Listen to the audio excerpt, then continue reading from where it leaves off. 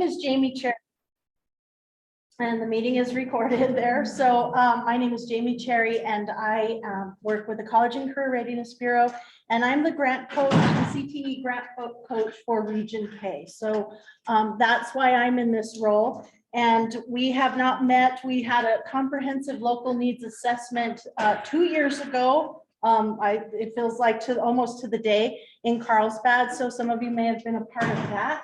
And so here we are again. It's 2 years later, and a lot has happened in 2 years.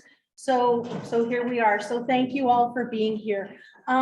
So let me get this out of the way. So I first want to say thank you so much to Danny Parker and Superintendent Knoll for the facilities here. These are great facilities to have a meeting. So I just want to say thank you so much for allowing us to meet here. This is a great venue. So we'll get started in the interest of time, and just some of the goals that we have today are to work to align our CTE programs with the economic regional priorities. So that's why we have industry here, and we have school districts and post-secondary representation here, as well as on the Zoom, because those are important conversations to have together. And so again, we want to identify what the needs are from industry. What are your needs, and how can districts support that? And how are districts, what are the supports that districts need, and how can industry support that? So ultimately, the purpose of this is to build a really strong, high quality application for the next cycle of funding that's coming up pretty soon. So we're going to talk through some of these things today. Welcome. So just some of the group norms, stay engaged, be flexible. If you have experience in something and you have great ideas, please share them. That's why we're here. And this is part of a process. This is not a culminating end all be all and that's it. This is just one part of this process. And so accept that, this is continuous dialogue, and I hope that we have other convenings and other meetings with one another, and as you all network throughout this process, that's the goal. So these are the norms, and this is our agenda. So I do want to have a couple of student stories from Region K, so we're going to hear some of those, and then we're going to talk through a little bit about the labor market here in the region. We'll have a breakout session. We'll talk a little bit about CTE funding so industry can kind of understand what that looks like from the school standpoint, and then another session, and then just kind of talk through program goals and application requirements. So that's just in a nutshell what we're going to be doing. So this, again, we want alignment. We want to evaluate where our programs are in the schools right now. What is the progress toward a high quality CTE program of study? What are we doing to recruit our teachers to keep them? And then just looking overall at the equity-based initiatives that we have at our districts. And, I talked a little bit about the goals, and our vision is that, we're gonna, in this region, leverage all of these continuous improvements and opportunities to build toward a high quality CTE program in every district. So what's it all for? So we meet, at PED, I do the work that I do. And oftentimes we kind of get caught up in that, right? So it's for our students. And so I wanted to put a face to why we're here today, because ultimately we build these programs and we build these opportunities for our kids in this region. So I wanted to go ahead and introduce, so Victoria Diaz is going to join us from Zoom. And I think, is she ready? I am. Hi, everyone. Okay, so let me flip to the Zoom so we can see you. Hi, Victoria.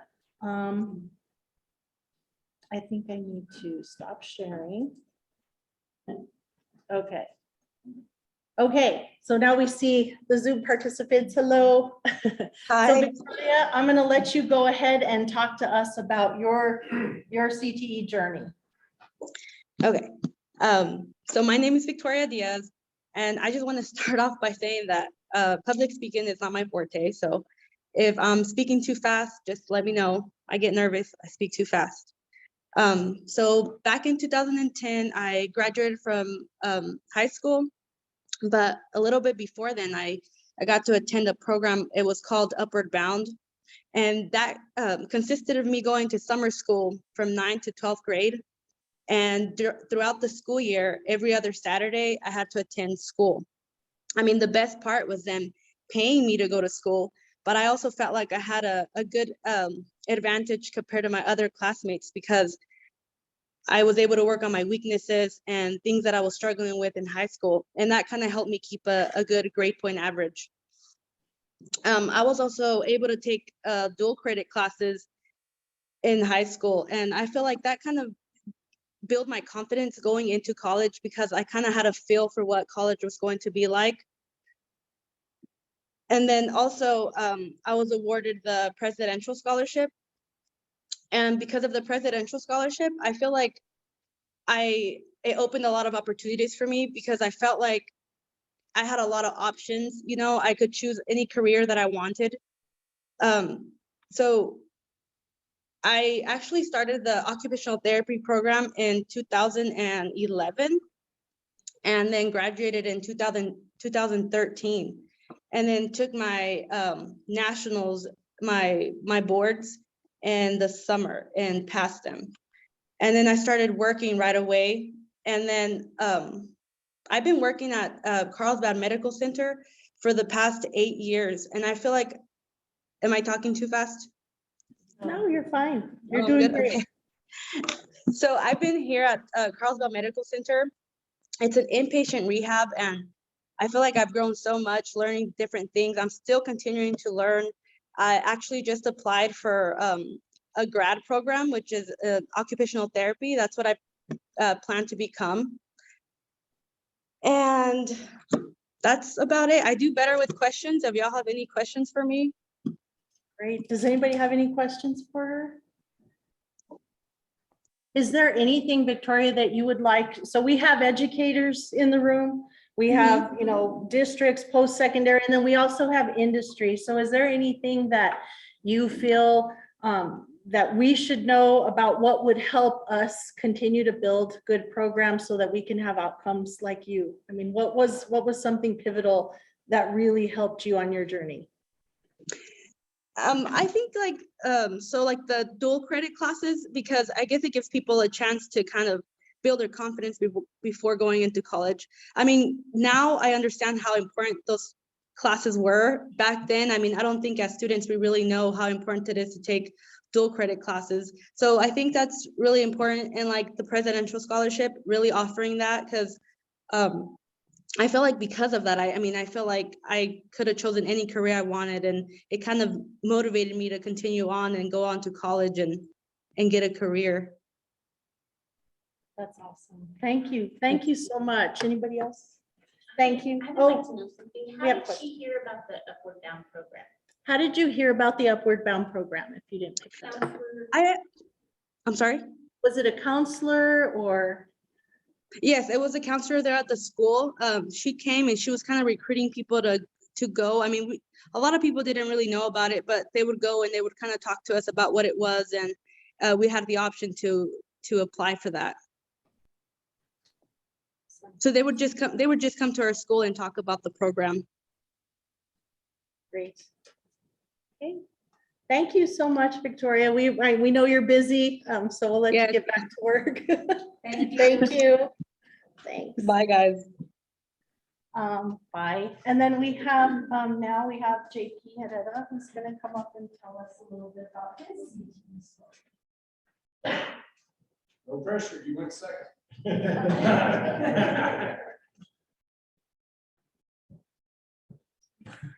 Hey guys, my name is Jonathan Herrera. I live in Dexter. That's where I grew up. I graduated from Dexter High School. graduated from ENMU Roswell in 2019. I've been with the Criminal Auto Group since 2019. I was raised in a small place, raising animals my whole life. I started taking electives in high school for the automotive program. And during these classes, I began more interest in automotive trade. When I was younger, automotive was never interest in mine. I thought I was going to race horses and do that stuff. The automotive class that I took in high school helped me by teaching the basics. I didn't know nothing about cars, but also interested in sparking my decision to take automotive classes in college. With these classes, the instructors, I want to say thanks to the program of Eastern New Mexico, the instructors and staffs for the school such great program. They had a huge impact on my success where I am today. The things I would like people and students to know about career technical education is that it's a perfect place to start a career. It gives current information and knowledge what is going on today. CTE gives training on how to apply concepts, more depth of what field you want to take. A college degree helped me by opening doors in great fields you want to be in, like such, myself, the Criminal Auto Group. I also would like to thank the Criminal Auto Group and Roswell Hyundai for the opportunity in this path. If asked, I would say CTE is the way to go. It's giving me education on what field is going to be about. My plan for the future is still ongoing, but my future things I would like to do, haven't decided, but as right now, I'm deciding of staying professional at the Criminal Auto Group and get more knowledge. Where I see myself in 5 years is being a master certified at Hyundai. I'm excited for the company, promotes growth. We will soon be working out a brand new 17,500 square foot Roswell Hyundai dealership. The future looks good for the auto industry and the Criminal Auto Group. The advice I would like to give other students who might be intimidated to take a career pathway in the trades is to follow the trainings, help them get the level they need to enter the professional and desire. It will help develop knowledge more as well growing to a field. CTE is the way to go. Thank you. I'd like to know how many classes or hours did you get before you actually graduated high school? Were you able to get some of those? I only had 2 classes in senior year for the automotive. That's awesome. Yes. Thank you so Thank you. much. Thank you. Okay, that's awesome. Thank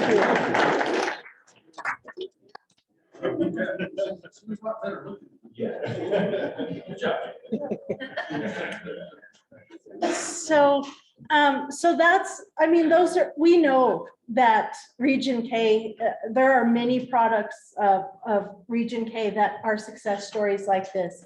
And we also know that the work is ongoing. And, you know, and maybe there are others that maybe didn't quite make it. And so that's why we're here. What can we do to make sure that the Victorias and the JPs and all of the students have those positive outcomes? And so that's just something I wanted to, you know, just put in everybody's mind that this is why we're here. Moving on. So as you know, CTE is broken, New Mexico is broken up into 10 regions. And so for Region K, we have ENMU Roswell, New Mexico Junior College, and Southeastern New Mexico College, formerly known as NMSU Carlsbad. And so I believe we have representation here, and then I believe New Mexico Junior College is joining us virtually. So we have a lot of great institutions to support our initiatives at the district level. So the top industry sector, so this was compiled from ONET, Bureau of Labor and Statistics, and just looking at the counties, you know, we have healthcare and social assistance. That is at every, in every CTE region in the state, healthcare is a priority there. And then we also have mining and extraction in Eddy and Lee County. So those, or sorry, mining and construction in both Eddy and Lee counties. So when you're thinking about, I mean, skilled trades, mining and construction, that encompasses a lot. So that's, you know, automotive, diesel mechanic. I mean, there's a lot. So it's a pretty big umbrella when you're looking at the region's priorities of healthcare and skilled trades. And then the fastest growing, sorry, I don't know what happened to this, would be healthcare and social assistance. So these are the three largest projected growth, healthcare, social assistance, mining and construction. So those are just, you know, based on Eastern Workforce Board's work with compiling some of this information. So we did have, we held a couple of advisory meetings and surveys at PED. So we talked to skilled trades industry, and we invited the industry and the skilled trades to this meeting. And we wanted to know what were some of the needs, what are some of their barriers in hiring, and what, you know, what could we do in that arena, and then, you know, how could they support? And so the biggest thing is just communication. You know, they all said that communicating with educators is, you know, I think, you know, in general, we don't know how to do it, right? We don't know who do we call, who do we pick up, and, you know, if we have an internship, I don't think that it's ever known, who do we call to let them know, hey, we can, we have an internship here, a work-based learning. You know, that there's a disconnect between the educational programs and what employees need. We, you know, as educators, we might think that we know what they need, but if we're not talking, we really don't know. And then, you know, they would like to see that increase in collaboration to discuss how these things can continue to build, whether it be, you know, job shadowing, work-based learning, or internships. And, you know, obviously the promotion of hands-on experiences and on-the-job training were, you know, something that they felt was really important for, you know, students that come to look for a job. They really needed that from them. They want to continue to build those stronger and direct partnerships and direct contacts, and then just better student exposure to the careers and the opportunities, so that students really know what they're getting into. A lot of times, you know, kids, they think it's something that it isn't. And so if they had that exposure, it would save a lot of time for them.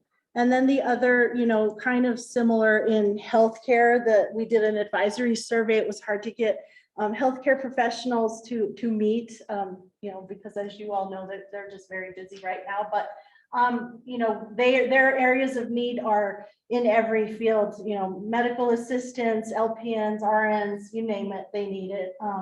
And just to have kids obtaining an OSHA certification, CPR, first aid, EMT, those certifications really kind of allow those kids to stand out a little bit and in hiring. You know, just more soft skills. They need, you know, obviously qualified applicants, and just basic skills. A lot of the terminology and, you know, medical terminology is really important. And they are willing to participate with, you know, doing video interviews, after school, summer internships and programs. So with both of these, we have contacts that if you're interested, you can reach out to me. And if you want somebody to come and talk to your students about any of these careers, they are more than willing, because it ultimately helps them too. So this is our first spot where we are going to break out, and this first purpose of this is to address two questions with regard to this cross-sector collaboration. So what I would like is, so the Zoom, they're all going to be broken out into their breakout sessions. But what we would like is for you all to break out into your table groups are fine, but ideally it would be great if industry can be a part of everyone's conversation. And I feel like we have enough industry in the room to kind of spread out and talk through or float around and just talk about what are, you know, the main things, what are the helps, what helps and what hinders the partnerships between post-secondary, secondary and industry. And then what do you think effective and meaningful collaboration between employers, school districts, what should that look like? So what are your thoughts on that? What are your ideas?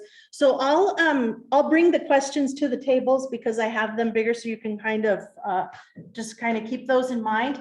And then I would also, if one person at the table could jot down some notes, I have some pads if you need to write some notes. And at the end of about 15 minutes, we're going to come back and everybody's just going to kind of report out what they, what their group talked about. And so that way the Zoom can hear and we can hear what they have to say. So if everybody, if you could, mix up with people that you typically don't associate with, because then we can get kind of a better idea of all of the great ideas you all have. So if you need to move around, please do. I will.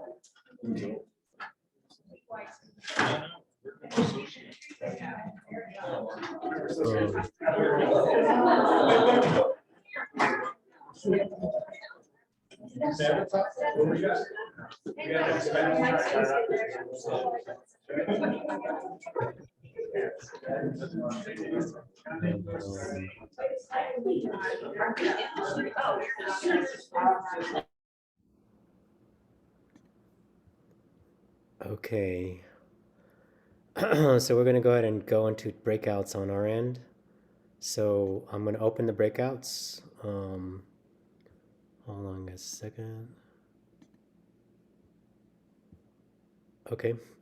And if one of you industry people get in, there's two of you, we'll move you around. So I'm going to go ahead and open those and you should be able to go into the breakout rooms. I'll meet you there in a second.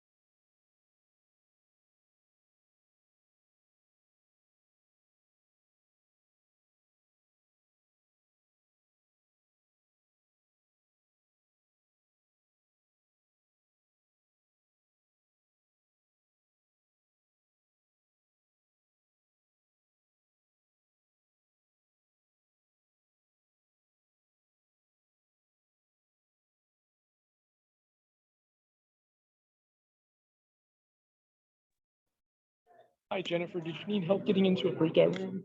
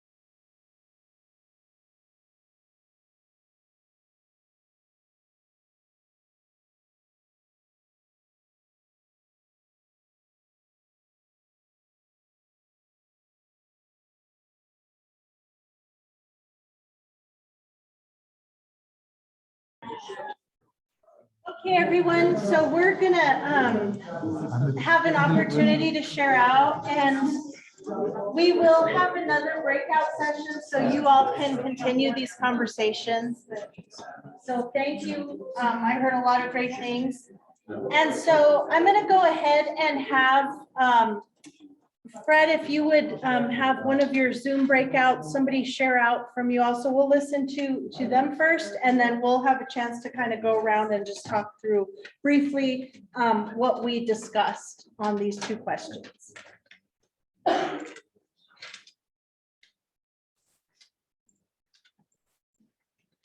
On our group 2, it's going to be Denise reporting out. Okay. Wherever Denise went. There's Denise. Yeah, I'm here. Well, actually, I think at the end there, Eric was really strong. Eric, do you mind stating what you just did at the last moments? Are you willing to share? If not, I can do it. Sure, I can share. Thank you.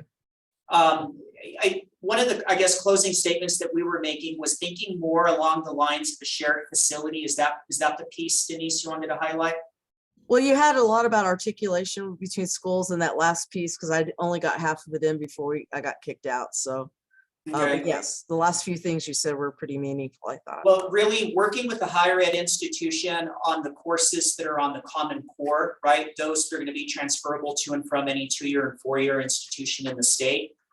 We've got a lot of academic courses there. I think that there's more work that can be done in terms of like entry-level courses around the career clusters that would open up an opportunity, because we've got to be more creative in using our secondary teachers to affect more of our 9th and 10th grade students in those introductory level courses, and then articulating them into a dual credit pathway in their 11th and 12th grade year.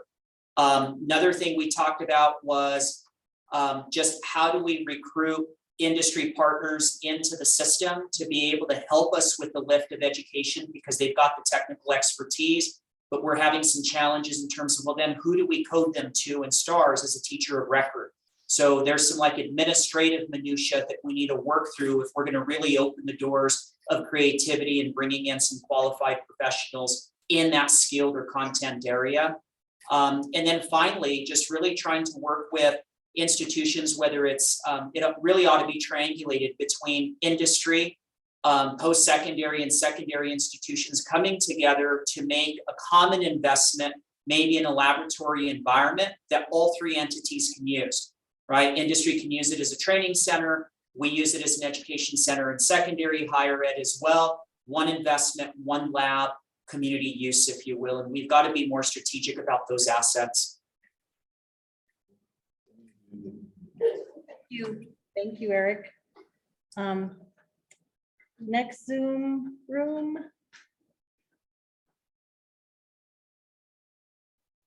So if there's no objection, I'd like to ask Laurie to share our conversation. We addressed a couple of really important things. One was insurance concern, and the other was a Pathways video that they're putting together. So one of the things that we had talked about is that many of our students, parents, families do not have all the information and knowledge they need to know what the career pathways are. And we gave some examples where, at Roswell with guided pathways, and, many of our learners know what a nurse does, for example. They've been exposed to a nurse. They pretty much can figure out where their career pathways, at least at the entry level, are. But what is a medical assistant, for example? What is their role? What are their career pathways, either a traditional career pathway or a non-traditional career pathway? What can you do with that, certification and or degree? So with that, we're trying to work on now some ways to communicate what some of these pathways are. So we did put together a video clip. It's on our website now at Eastern New Mexico University in Roswell under our guided pathways. We also have sent it over to the Roswell Independent School District. So that's one step moving forward, but there's more work that needs to be done to ensure that when we create the guided pathways in the career and technical education, how do we communicate what all of these careers are, whether it's in the trade and technical area or it's in the healthcare sector, to our community and our key stakeholders. So there's more work that needs to be done there. So we identified that. We also identified some insurance type of issues for insuring learners. For example, if they go out in a career site or trying to move forward with different opportunities for them to be engaged with industry. And if a student is in a guided pathway, for example, at the university, we do have, our healthcare students. So if they're enrolled with us in some of those courses, for example, in the healthcare sector, our students are insured. We carry and have a contract for insurance, so that student liability insurance, so all our learners and our faculty are covered. So we did talk about that as two of the issues that came up moving forward for what helps or hinders our pathways. Great. Thank you. Thank you guys so much. Do you guys have another breakout or was it just two? It was just 2. Okay, great. Thank you. So I'll move to the room now. If whoever wants to start, just briefly, kind of summarize some of your ideas or thoughts on the questions. Go ahead, point at the troublemaker. Here we go. Me or Mike? Everybody's pointing at me. Well, we came up with a couple. I mean, the biggest disconnect that we're seeing is our kids don't understand what a career and what it is to be. I mean, we have Mike over here, just having people show up to work now is a requirement. It seems like that's going on. And all the barriers that are out there that we're trying to fit traditional models in a non-traditional society just aren't working. And there's too many political barriers and structures out there in order for us to be able to do it, because I still to this day as a superintendent can understand if a kid can pass a college class, be admitted to the university, we have to have them take a high school equivalent because the damn state tests, excuse my language. But if that kid is already qualified for college, is that what we're trying to do? And those are some of the things that we're looking at, that the traditional training models or non-traditional training models are out there, that school districts need to be more flexible, be able to adapt to what the needs are. Because I've been working with Mike on the aviation pathway with CAVU and like that. They come out of nowhere, basically. I mean, all of a sudden the sense there, now aviation's here in Travis County, and it's not even on that list. So that we are having to stick to these priorities when our job sectors keep constantly changing is an issue when you're trying to plan and coordinate. But I think the other good thing that's coming on in our part of the state is looking at how those collaborations and partnerships of joint service are working. I've been working with Lake Arthur, Kathleen's here, on us doing some CTE models of early college, high school between those and getting our RECs and those resources involved. But I think the biggest barrier we have in this state is political. Because right now, with all the barriers of how those funds are being used, and Nether Depatch, South Cross, are causing huge issues when it comes to workforce development in our state for younger kids. And when you have 15 to 25 transition programs that are going on in this state for high needs and those types of things at schools, you have to qualify and do all those things. There's a lot of opportunity out there for us to make some changes as we go forward. But I think what it comes down to is we've got to start earlier than high school. I mean, I came from a state in Alaska where we started career exploration in 3rd grade. I mean, it was funded by the state fully and done that. And not only them, but our parents and kids don't know what they don't know. Right. We have to get it to the parents too, because how many in rural America, Miles brought it up best, how many of them only know what their parents do, what their relatives do, exposing them and getting them out. I'll give you a stat from when I was at Silver's associate superintendent. Excluding athletic activities, the average distance my family's ever traveled was 17 miles outside of Grant County. Small radius around families. You're in a virtual world now. They can stay there and still work in Europe. So I think those are all opportunities we need to look at and how do we get across. But the biggest thing from our table was we need to break that traditional way of doing things that high schools and colleges have been pocketed into as an academic model, make it a training model, and getting to our kids and families sooner so they're not making those stupid mistakes and eliminate them from careers as they go forward. Okay, great.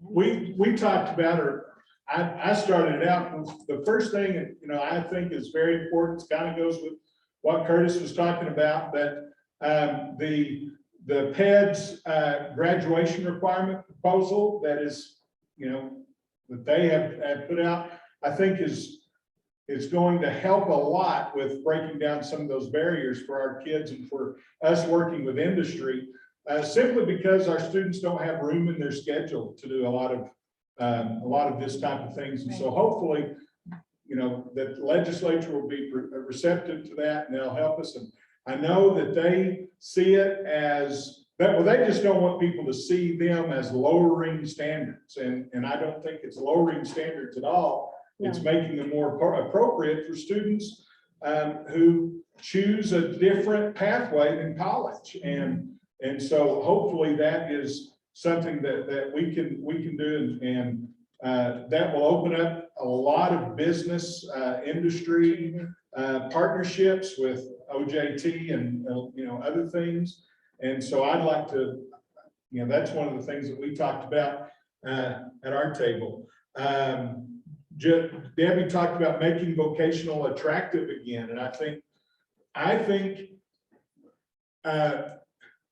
we're in the middle of a CTE project trying to get going on a new, and one of our goals is to ensure that the Artesia Public Schools values a trades pathway as much as we value anything else. And so we didn't talk about this in our group, but we're hoping to honor our completers at graduation, just like we honor our highest honors and our honor graduates. And I think that things like that goes a long way to showing that we value that pathway. It starts in 8th grade. I know it should start earlier, but that next step plan, we ought to have things pretty lined out for kids and helping them with a different definition of success than what we have for many, many years, because there's more than one definition of success. And a lot of times those kids, we call them failures because they're not fitting into that mold. Another thing that Debbie brought up that we really think, we meet with industry. We have talked, well, we get fired up about it. Then we go back to our office and get busy and we kind of forget about that. We forget how excited we were about it. And so Debbie talked about having monthly meetings with industry, that it's regular, and that, you know, what you said you're going to do at the last meeting, well, you have to do because you have another meeting coming up the next month. So That's a great point. Those are some things that Continuous really improvement, work right? on. Yeah, absolutely. Those are great. Thank you. You guys that work, anybody works in the counseling part of it and the codes and the STARS coding, how often are we guilty as school districts to let our STARS code be the tail that wags the dog?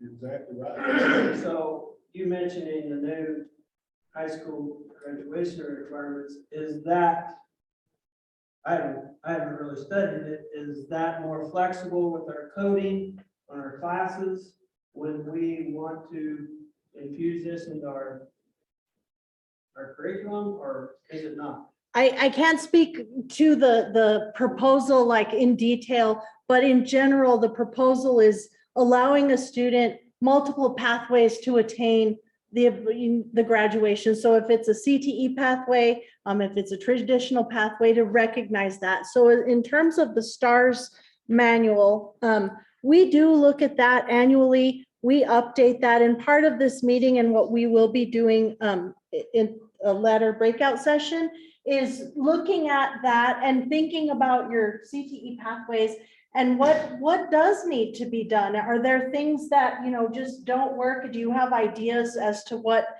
should things, you know, be added? Are, you know, those are, and of course we have confines to it as to how we update that. So we definitely absolutely recognize that. This is why we're having these discussions, because we want to be able to create the most opportunity for every student out there. So we can talk through that. Absolutely. But as far as the grad requirements, and I don't know if Dr. Perea is on the line, she could maybe speak to those a little bit more than I could. So I don't want to jump in and speak wrong about what that proposal details, but the idea is multiple pathways. Okay, Tyler, this table. Okay, so some of the things we saw in this region, we have a very large area. Right. And so for one school, you might have something that's a hindrance. And for another school, is a second, it's like a fourth problem. Right. So like Lake Arthur, one of their biggest hindrances is their physical location. So I don't know if you've ever been to Lake Yeah. Arthur. There's not a whole lot of healthcare industry that they could send somebody to look at or shadow or do anything with. So they're gonna have to bus a kid a long ways in order to be successful. Okay, well, at Roswell, their biggest challenge or hindrance was they just didn't know who to ask and what to ask. So kind of some of our closing thoughts is, one of the biggest problems is you've already had another meeting with industry. And you've already got all their feedback, and now we're all meeting here as educators. Right, and so the healthcare, that was through a survey. And so we sent to our listserv as many as we could. It certainly does not represent every single industry or person in the state. So, you know, we just tried to do what we could. But again, this is where industry can kind of help add to that conversation. You know, that's why we're having this. To me, the purpose of this meeting is to identify some of those barriers.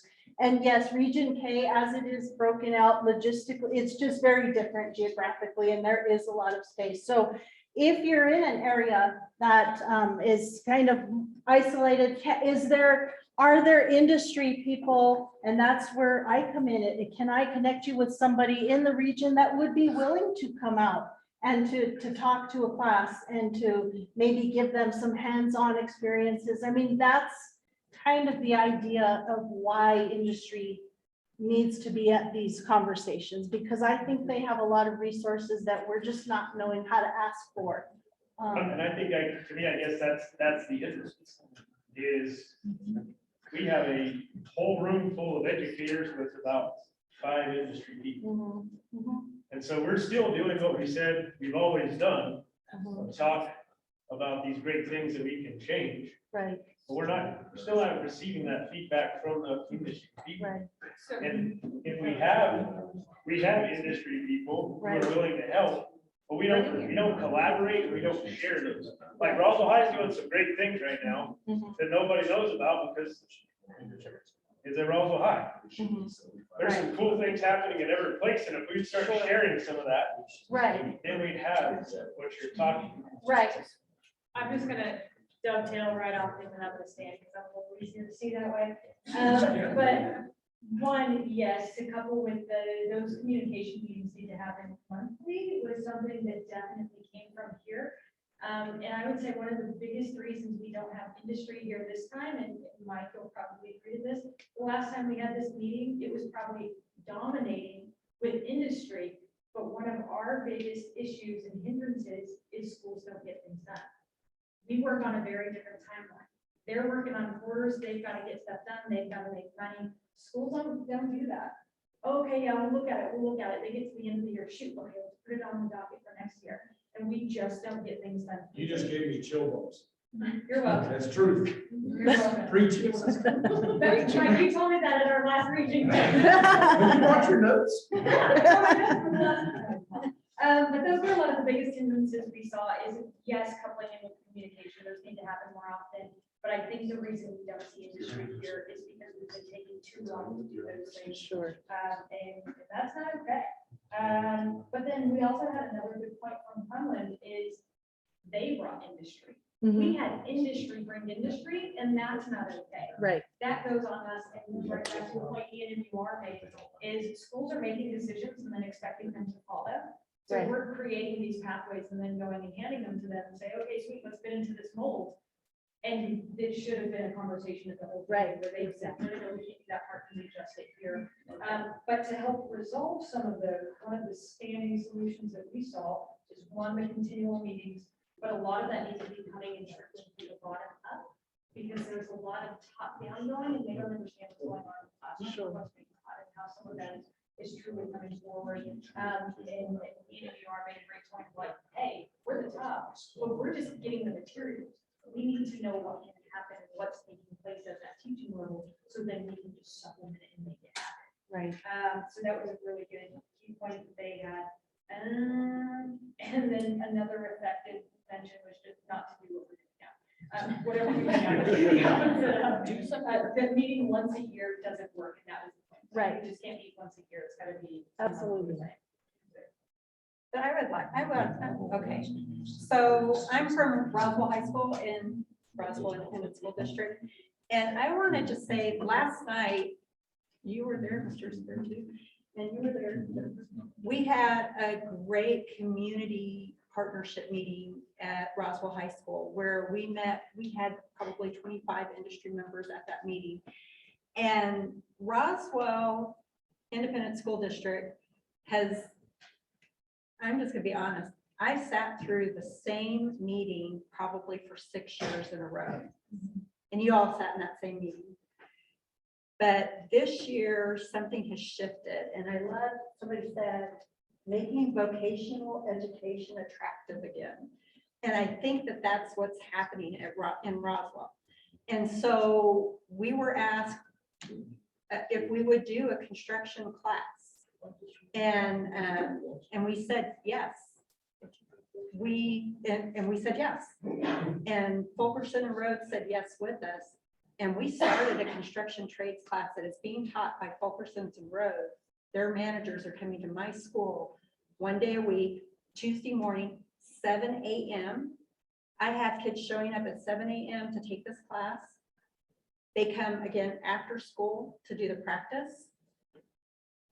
None of it happens during the school day. It's all non-traditional. And it's amazing. And it's because we decided to stop saying, let's put it on the docket for next year. And we just said, yes, let's do it. We're tired of talking about it. Let's go. And it has been phenomenal. And so I think because we stepped off the cliff once, we're more willing to do it again. And I think that's what really needs to happen. We need to stop saying, yeah, this is what we need to do. And just say, yes, let's do it. And then make it happen. And I've just been we've just been phenomenally supported from our central office, from our community. And then it doesn't hurt that I have the best teachers in the state. So, Yeah. Great. Yes. Oh, you finished with the groups? Yes, I think you're. So one of the things that was very successful at CTEC and Hops was, and we talked about having a monthly meeting, but what we did is we have welders, we have electricians, we have engineers, that being us, and construction folks, all coming together, and we were able to, through our educators, to bring it down to the base level. What are the base level things that we need to teach? And those are going to be our gen eds. And then from there, you build it up to actually getting to the construction or to the tearing the car down and those types of things. But we had to get all the industries together. And we did it through Zoom during COVID to have those conversations. And then we started building it back up. Like, and I've talked to them about, so we looked at standards. For engineers, we have standards that we have to design by, and contractors have plans that they have to build by, and bringing those up. So we determined what those base level classes were. It wasn't algebra 2 trig, but it was certainly, the things that we had to use, and brought it back up. And we'll be the instructors when the building opens. And when you talked about distance, that's New Mexico period. So we need to embrace that and not say it's a problem and it's a dilemma for us. Because in Lee County, it is the longest 100 miles worth of county that we have. And we have Urenco down at the very south part. And then in the north part, we have a wind farm and some other things. So those industries with their sites there are actually able to work with those students that are in Jow, Eunice, far away. So we make it work in that regard.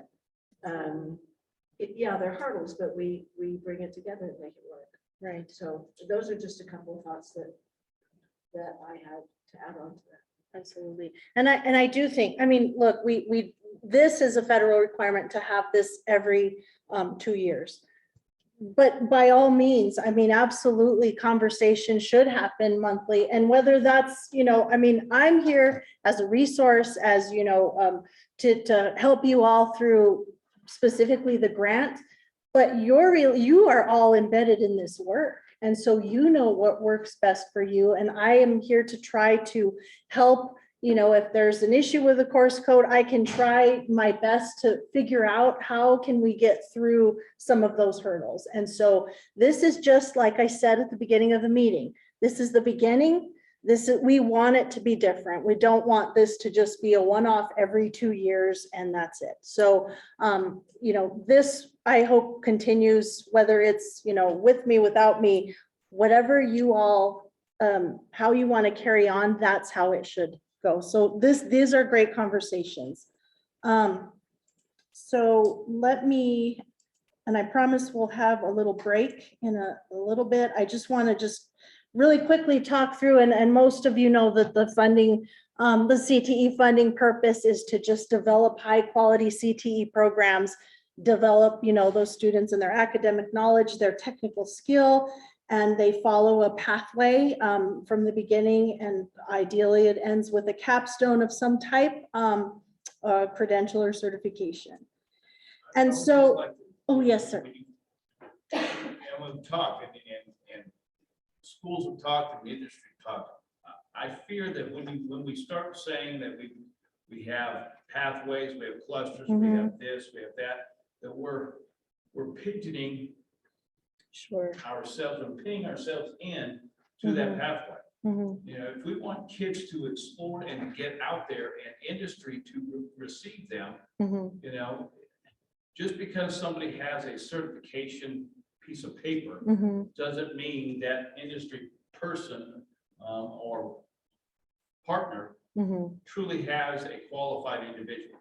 Right. But that's where you build your programs, right? That's With what I'm saying. industry. I think we need to get away from labeling and get out there and see what do they truly need. I mean, when we start labeling them, and that was a discussion this group had here, is that we tend to label instead of talk about the training that's necessary. And so I hope we don't just say, well, it's got to have a certification, it's got to have a degree plan, it's got to have a pathway, it's got to have this, because it's all, that's fine for schools and we understand that, but industry doesn't understand that. Right. They just want a qualified person that's going to come in, show up, be trainable, be coachable, and move, and move up and be effective for that industry partner. We as schools understand what you're talking about, but industry doesn't. So how do we bridge that gap so industry becomes part of this conversation? We as educators can understand that. Sure. But I'm not sure our industry partners understand. And so again, this is where, this is, I feel like the jumping off place. So in a little bit, we're going to have an opportunity to talk through some of those things so that as an LEA, you can share out these are kind of the parameters that you're working in. And so that industry kind of understands that, we do have to adhere to the Perkins law. And so we are confined in a lot of areas in that way. So we try, the College and Career Readiness Bureau tries to be as, flexible as we can in trying to understand what your needs are. So we're here to kind of learn too, and kind of take this information and try to figure out how can we move forward and help you all build those programs. So that, you know, that really is, I totally get where you're all coming from. I came from the classroom 13 years. I understand. It's just that we do have, everybody has their parameters, right? Myself included, the public education department with that federal grant. And so we are just trying to sort of figure out how we can meet everybody's needs. And so bringing industry into that conversation so that they can understand. Ideally, we'd have, you know, far more industry here and we could do this, but as we build, and if we're gonna have future meetings, then we invite more and more people, and then the word gets out, and then that's how we start to build out these programs. And so I think you all are off to a great start, and you've brought up some great points, and I certainly appreciate all of these conversations. Just to speak to a little bit about, you know, making it appealing. Again, I know that many years ago when we had vocational education, you know, it was labeled as for few students, for few jobs. It was not as broad and it was not as interesting as it is now. The design for career technical education is for all students, for all careers, and, you know, a lot of different pathways rather than just a handful. And, you know, the alignment to support academics, it is academics, but there are, we're still trying to come out of that stigma of, well, you know, VOTech is not academic, and that's just not true. Career technical education absolutely is. Yes, Mike. The terms vocational education and career technical education doesn't fit in with a lot of the best practices that I've observed out in the community college type environment. Vocational education comes out as a negative connotation. Even career tech, CTE, is neutral. People, parents of non-traditional students, career technical education. No, workforce. They understand workforce education. But in our marketing, in our, we use the terms, we know what they mean, but I told them with a new building that we're talking about building, do not put VOTech training on that building. Yeah, great point. Absolutely. Yeah. So a little, and so those of you, some of you are very familiar with Perkins 5. So it requires the more diverse input from stakeholders.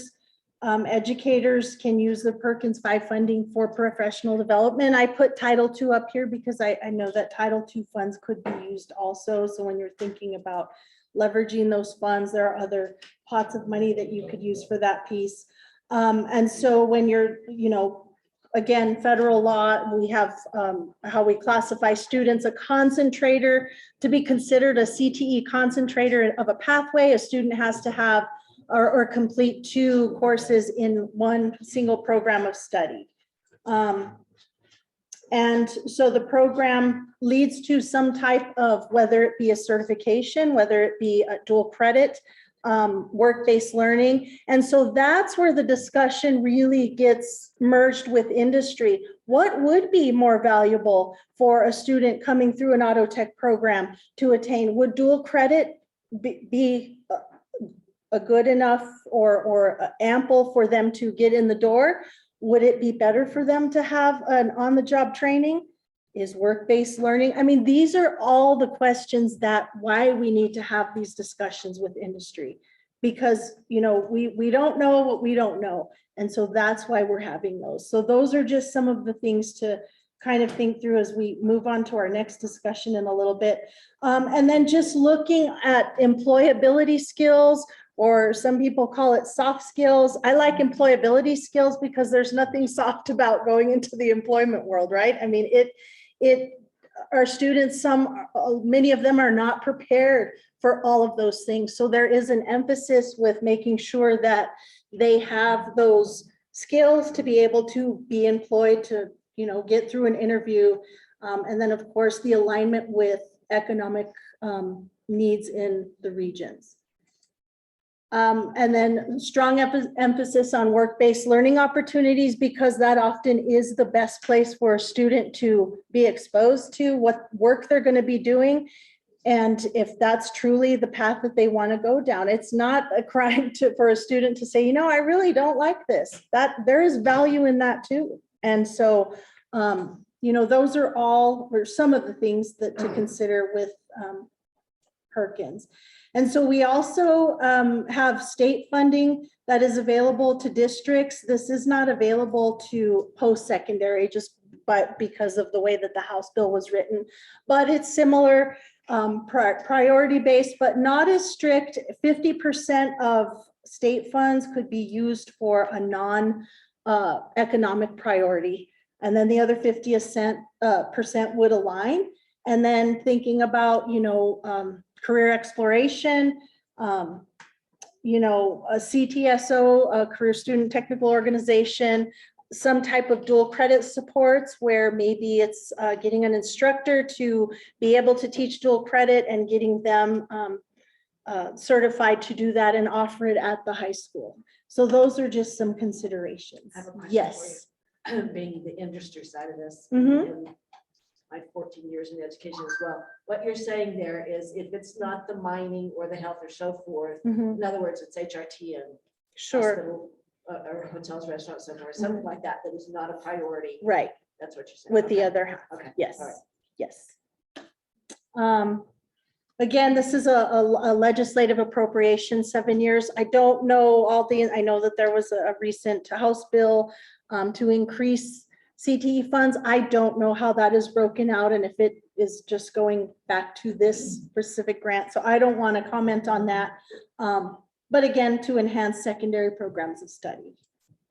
And so here's an example, and so I will share the link to get to the approved programs of study. So we have to have these in place for funding.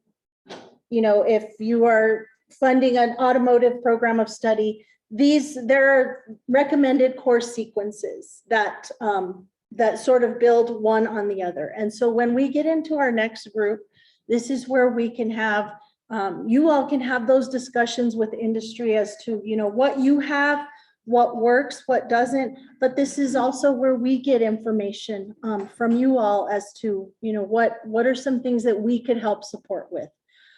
So this is just an example of that, and I'll share that link in a little bit. And I think for those of you that are on Zoom, I believe it will be dropped into the chat.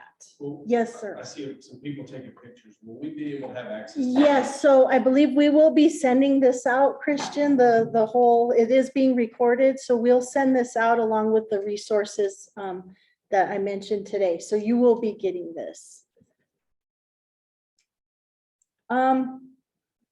So just some categories that students are considered a participant if they take one course in a program of study or a pathway sequence, a concentrator if it's two, and then a completer. Danny was talking about being a CTE completer. So that's when they take two and a capstone. So again, that capstone can be dual credit. Dual credit is part of every single pathway. It can be a work-based learning, on-the-job training. So it, you know, it can look a few different ways. And so and this is not every program that our post-secondaries offer, and this is just what I pulled. And so this might change, and, you know, but this is just an example of what are offered at the post-secondary institutions.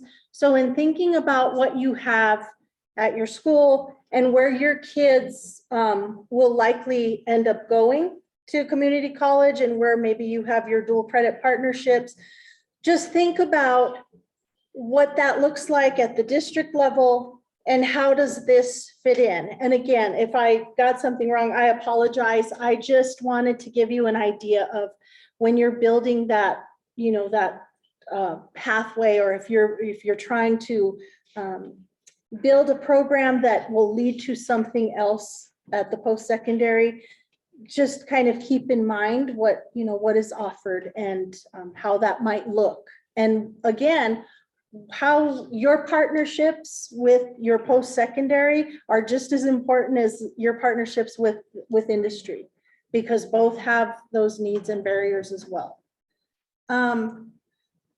So just really quickly, we have career technical student organizations that are designed to help students with those basic skills.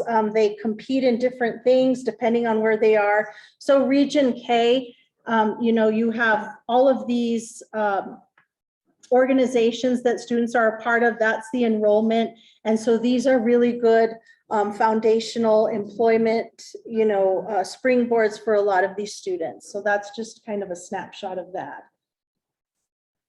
And then so the application. And so again, we'll talk through the application at a later time. This will open in March, but there are 6 elements of an application. So you're looking obviously at priority alignment. You're looking at your size, scope, and quality of your program, student performance, access and equity, educator training, recruitment and retention, and then of course the program implementation and completion. So those are when you apply for the federal funding and the state funding, because it's similar, it's in one application portal. You're considering all of these things for your program. And so we do have another breakout session. So in this session, let's see, we're at 20 and I want to be mindful of the time. So can we work through this? And if you need to use the restroom, they're across the hall from this door, but come back. And these are your focus, just some ideas to talk through with your table group. And so talk about your programs. What are you making work? What's working for you? What are you struggling with? And so those are the prompts, and I'll pass out the questions to everybody here in the room. And then we'll do another report out. So in the interest of time, I'm gonna cut this one out down to 15 minutes. So you don't have to address every single question. But I want to make sure that everybody gets a chance to speak out on it and we can get out in time so that we can move on with our day. So go ahead and do that. And I will pass out the questions.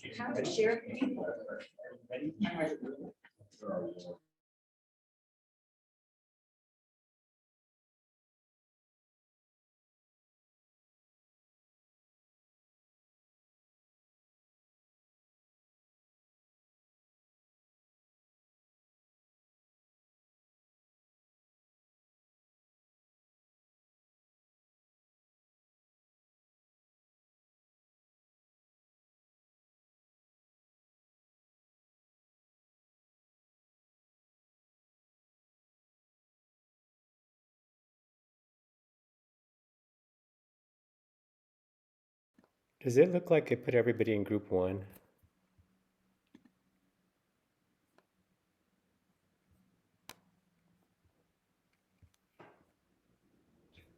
Fred, do we need to pause the recording? Yeah. I'm hearing great conversations. I appreciate you guys with your input. And so we'll go ahead and start with the room this time. Just your highlights, just the highlights of what you all discussed. So I'll start at this end of the room this time. Can you hear her? Should she move? Andrea, would you, if you're gonna, would you come closer to the mic, just so that everybody can hear? Sorry, I think they can't hear. Thank you. So yeah, just here. Thanks. Because then I talk pretty loud so then they can hear. Can online hear okay? Is that too loud? They're not saying anything.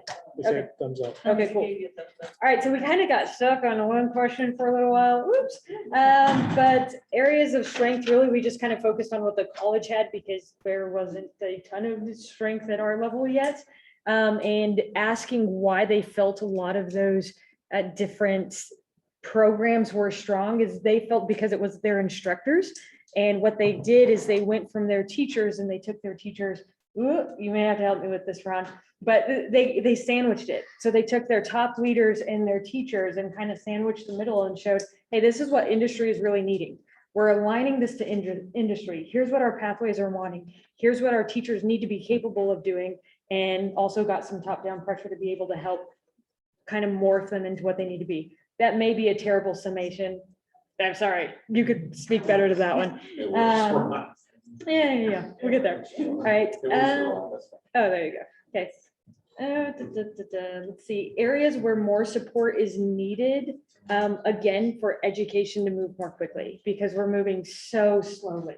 And just by the time we've moved and done something, industry has changed 3 times. And so we've just got to be able to learn how to move that way. If industry moves that quickly, then so should we. I mean, like, we have computers, phones, vehicles constantly changing, and classroom isn't changing. So we've got to be able to model that same thing to our students and teachers. Another thing that had been mentioned was funding. Just the way some of this funding is allocated and the different ways that it gets separated out makes it difficult to do some of the things that are needing to get done on that same time scale. So it's directly related to that. And then we didn't get to the last 2 questions That's because we got okay. distracted. No, that's okay. And again, you know, these are, Yeah. these Right, are right. conversations that need to keep on going. So this is not the end of this. Do you guys wanna, Want me to go over there? I think you might be, you Okay, can. I probably loud enough. I don't All know. right, so we didn't really follow the script. I apologize on that. We got excited because pretty much every school in this region has an ag program. Mhm. And so one of the things that we've been working on, I say we, as in Mr. Baker and myself, is trying to figure out a way that we can use what's already in the schools and have it be beneficial and aligned to everything. And so he's really excited about a program that he has figured out as far as training goes and certification goes, that any of the high school levels could do if they got certified in that program. And so I guess one of the strengths that we found in these programs and studies is you really have to use what you have and be able to adapt and develop those programs to where they're beneficial for an industry. And so we really just kind of talked about what we're doing with the welding program and the ag mechanics stuff, and explain the route that we're going to try to take to make that equal across the board for all of these schools in our area. And so that's really where our entire time was spent. Okay. But we're just excited about it. We have, both of us have some really good feedback from industry on ag mechanics and welding. And so we were just really able to dive into that more specifically because that's what we know really well. Okay. Sorry. No, that's okay. This is good. Anybody else from this side? You guys? Our spokesperson left, so. Oh, no. I mean, volunteered or told. Anyways, we focused a lot on the Career Technical Education Center that the city, or not city, I'm sorry, the Artesia Public Schools is working on. Talked about timeline partnering with industry so we can meet those needs that our major employers need, as well as focus on maybe our underemployed adults, those opportunities. And then just from industry side, and what Mr. Parker had said is, don't be scared of doing the paperwork. By doing the paperwork for one of the grants, they actually were able to double their CTE funding through one of the grant or one of the other funding vessels that they use. So that was just kind of share the knowledge with the rest of the class. So. Okay, good. Thank you. Anybody else? Okay, our group got stuck on questions 3 and 4, Andrea, so don't worry, we didn't get to any of them all in there, so we're in the same boat. First, areas most need to support industry demands. Obviously, they're more adaptable, more flexible. Education and higher ed need to be more adaptable and flexible, that model. So they should be leading the conversations, developing the training programs, getting down to us, and we're aligning to them. Instead of, there's no need to reinvent the wheels. It's been done across the country and other parts. Why in the heck are we trying to reinvent stuff that's already been very successful across the country? And then secondly, the other big conversation we had, we all talked about kids not knowing what they don't know, but we also don't know what soft skills mean because it varies by every industry, every school, every interpretation of it. We need to get it down to the point with work-based learning and employment opportunities. What are the identifiable and transferable skills for each of those areas and make them stackable. Because we talked earlier, and it goes back to what we kind of talked about earlier, kids are more than likely to see 14 to 20 careers in their lifetime now because of what's happened with COVID and everything else. A kid could start off in ag mechanics and wind up being an auto diesel mechanic later on in life because all the virtual opportunities and everything else. So how do we define soft skills as aligned to the industry needs? And then how do we get those embedded in our classrooms earlier to get our kids to move forward and understand what's going on?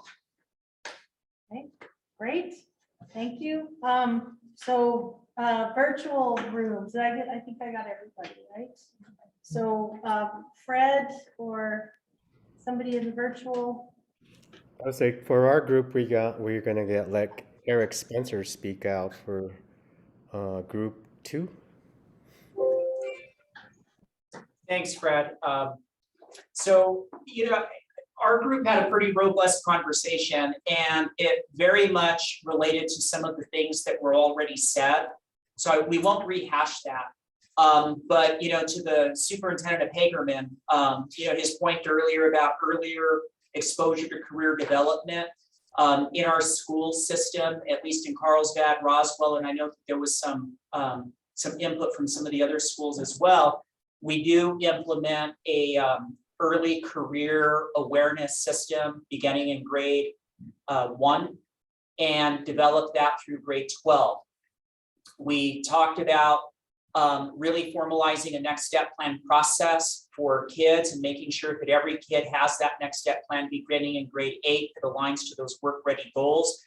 But some of the challenges is how do you manage that administratively from a systems approach that kind of puts the burden on technology rather than on humans, right, in order to do that. And making sure that we're anchoring in career assessments, skill assessments, goals for post-secondary engagement. So that was something else that we thought needs to continue to be strengthened. And I think to the superintendent Hagerman talked about, let's learn from others, why reinvent the wheel? That might be something that we want to share as a region, because I know that at least in Carlsbad, we've taken some steps to try and use a Google Classroom, a form, translate that into a document, make it available to parents for digital signature, those types of things. Maybe those are resources we can be sharing across the region so that other schools don't have to spend the time that one has already spent in developing the system.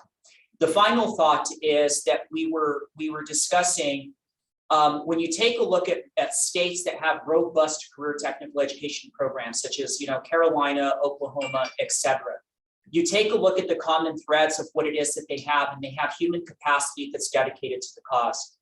That happens to be one shortfall that I think we've had in the state of New Mexico over time.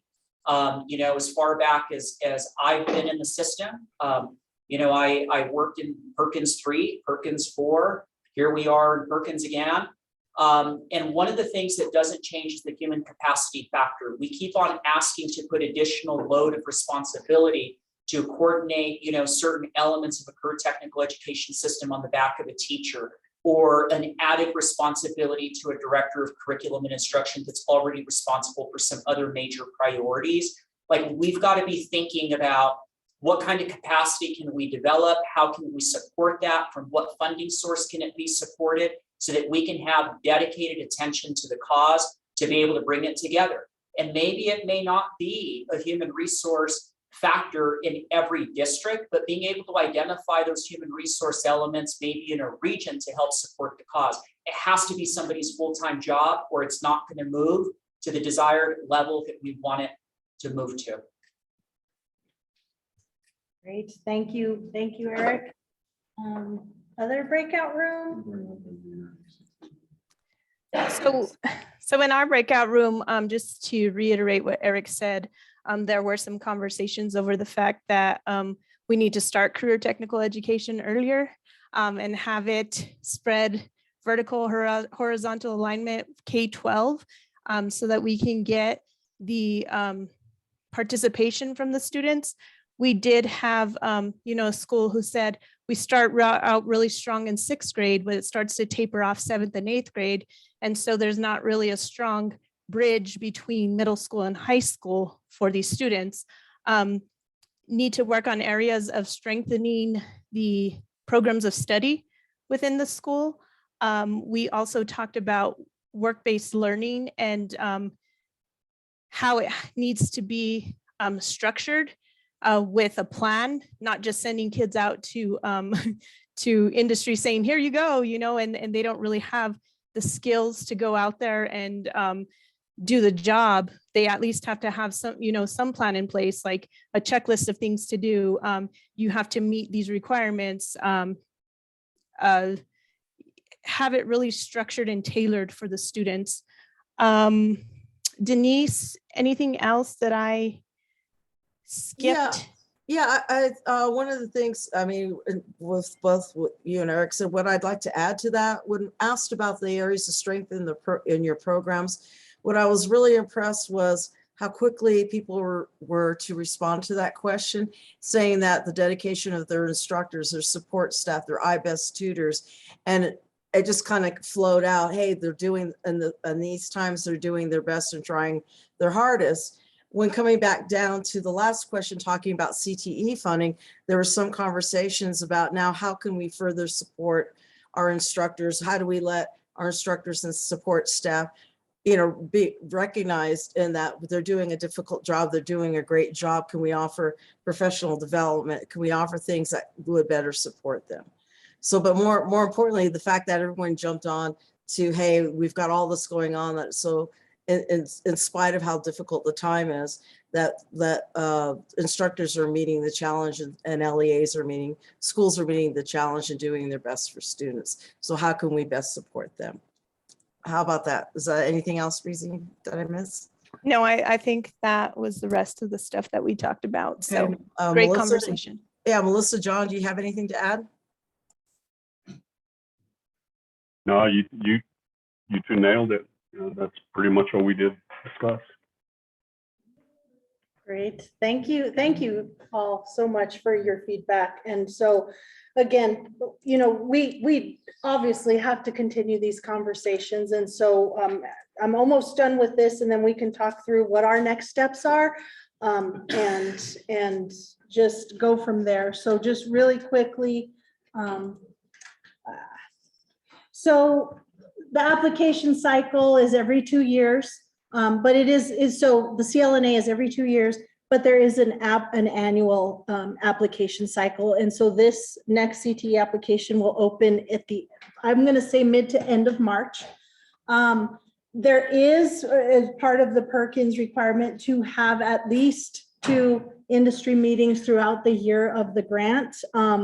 And so those stakeholder meetings are not just industry, they're actually, you know, parents, students, a diverse, population of people that are in your community. So ideally more than 2 would be, you know, great. Every month would be perfect.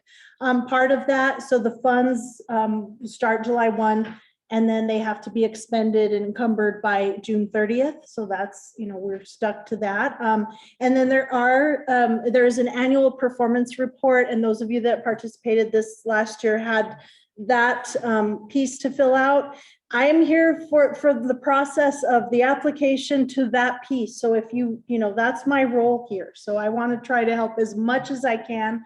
But the annual performance report is really just reflecting on the grant year. You know, how did it go? What were some of the things that were strengths and what will you be working on? And then of course, the comprehensive local needs assessment will be every 2 years. So just a couple of performance indicators for Region K. So 52% of your CTE concentrators receive a dual credit or participate in dual credit. So the target for 2023 is 18.2%. So you're on target. I mean, that's great. Work-based learning is the target is 16%. Region K as a whole is 4.2%. So it's, you know, that's a place where we probably need some supports, and that's where industry comes in. And then certifications and credentials. So whatever that is, you know, an ASE certification, whatever that looks like, the target is 21%. So, you know, we're at 17. And so those are just some of those. I didn't want to throw a whole bunch of data at you today, but there are other things like special populations, you know, enrollment, math and reading, you know, abilities. So those are just, these are just a snapshot of some of the things that we could work on. And so I wanted to just mention that Tuesday, March 8th, and I did send this out in email, but if you didn't get it, there is a Perkins grant management training that will cover allowable uses of funds, time and effort certifications, inventory management. So it's pretty, you know, it's pretty broad. It's a 9-to-1 webinar. And I believe that I think you get the webinar after, no, I'm not sure. I don't know if anybody wants to chime in on Zoom on that, but mark your calendars for that and register. It is free and there's a lot of information. So even if, you know, somebody from your district attends half of it and then you do the other half, I mean, I don't know, however you want to do it. And that's it. And so next steps, I mean, so this isn't it really. This is the end of this one, but what do you all foresee as next steps for the region, for other opportunities to meet? I mean, I'm here to support. So if you want to meet again, if you want to have some time to meet amongst yourselves and then we, you know, convene again, I mean, that's something that, you know, you tell me. What would be the best way to support you all? And maybe that's not to be answered today, but. So I think as a lot of schools are going forward, making their plans for next year, the overwhelming thing I've heard from industry today is we need to be at the table more. Okay. And we need to be in on some of those plans that you're making. Mhm. And so I know a lot of schools right now are probably finalizing schedules for next year Sure. to be able to start entering these in. I think that needs to be a heavy consideration by schools is to bring everybody to that table. Mhm. There. Okay. Yeah. Anybody else want to add to that? And so I know it's been talked about, you know, so with Perkins 5, you have an opportunity as a region if you want to form partnerships where you can have a consortium with funding and pull your funds together. You can do that. You know, if you have a bigger initiative, maybe it's like professional development and 4 or all want to participate in that. Those are all things that can be done, but we just need to kind of maybe talk through that a little bit. And I know Kelly, you're with the REC, so I know you can support in that way. If you want to say anything to that. Well, yeah, we're talking amongst our districts about doing that. I think it just depends on the funding and how it's all gonna flow and whether it would benefit them. Sure, So, yeah. absolutely. Yeah. Yes, sir. From the industry side of things, when I'm visiting with site selectors, our workforce data is kind of, it says Eastern region. Well, that's Curry, Lee, Rose, it's like 10 different counties. Mhm. And so from a regional standpoint, because Chaves County, Eddy County, Lee County, we pull from the same workforce. Mhm. So to keep our workforce local, these kids that are graduating, I'd like to maybe have a biannual email of knowing the numbers of what kids are enrolled in what. So Okay. if we're recruiting a major manufacturer like Ascent or something that requires welding or whatever, then I know we've got 1,000 kids What the that programs we look can like. keep local instead of them, you Okay. know, Exodus to Yeah. wherever. Mhm. That makes sense. Yeah, absolutely. I mean, and I can, you know, I can pull that for you. I appreciate that. Yeah, that would be great. And so my email is there. I have if you registered for the meeting, I have everybody's email. So this will be summarized, it will be recorded. And so we'll compile this, you know, into some of the notes and the highlights. And then we'll see what the appetite is for coming back and convening. But I mean, by all means, you know, this is where you have the opportunity now. You kind of know who's doing what, and you maybe hopefully you got some great ideas from this and how to move forward. And then just reach out to me if you need any support at all. If it's, you know, more data, more anything, just please let me know. Yes, ma'am. Will the contacts and the participants be shared I think, Kristen, I guess the contacts of the participants, I guess we can do that. Can you? Yeah. We could definitely, I think that makes sense to me. So I'll make sure that that gets done. Anything else? Well, I appreciate you all, your time. This was great. This was great for me too. And it's nice to be in person again. So I hope to make a lot more trips. So thank you guys. You guys are doing great work. Jamie, Yes. I have one thing. I sent everybody on site that's on site the survey link. Tell you. Oh, you did send. You sent it through email, Fred? Yes. Oh, okay. Your people that are there. Thank you, Fred. Thank you, everybody.